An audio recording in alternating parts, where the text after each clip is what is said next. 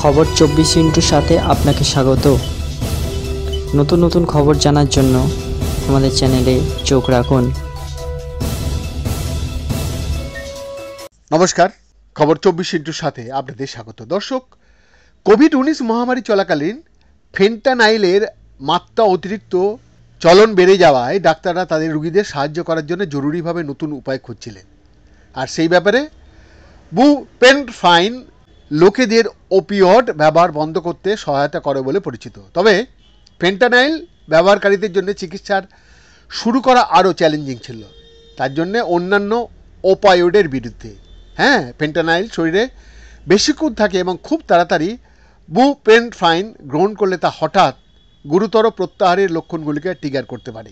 এটি মোকাবেলা করার জন্য ডাক্তার একটি মাইক্রোডোজিং পদ্ধতি চালু করেছিলেন। ধীরে ধীরে রোগীদের কয়েকদিন ধরে বুপ্রেনফাইনের ছোট ডোজ দেওয়া হয়, আর এই পদ্ধতির লক্ষ্য ছিল ধীরে ধীরে তাদের সিস্টেমে ওষুধ তৈরি করা, তাদের শরীরকে প্রত্যাহারের ট্রিগার ছাড়াই চিকিৎসার সাথে সামঞ্জস্য করার অনুমতি দেওয়া।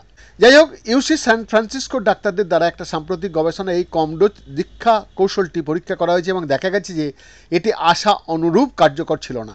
তাই যেখানে 126 জন অংশগ্রহণকারীদের মধ্যে শুধুমাত্র 34% সফলভাবে এই পদ্ধতি ব্যবহার করে বুপ্রেনফাইনের সম্পূর্ণ ডোজে রূপান্তরিত হয়েছে। লেসলি ডব্লিউ সুয়েন এমডি এমএএস তাদের গবেষণা দেখা গেছে, যিনি প্রথম লেখকও বটে, উনি বলছেন, আমি ফলাফল দেখে হতাশ হয়েছিলাম, তবে ফলাফলগুলি ভাগ করা দরকার। ইউসিএসএফ ডিভিশন অফ জেনারেল ইন্টারনাল মেডিসিনের সহকারী অধ্যাপক এবং আসক্তি মেডিসিন বিশেষজ্ঞ সুয়েন বলছেন, এটি আমরা যেভাবে আশা করেছিলাম সেভাবে কাজ করছে বলে মনে হচ্ছে না, কিন্তু যখন মানুষের মধ্যে এটি কাজ করবে তখন এটি তাদের জন্যে ভালো হতে পারে এবং সেখানে কিছু ভুল যদি থাকে সেটা আমরা রেকটিফিকেশন করার প্রয়াস করব।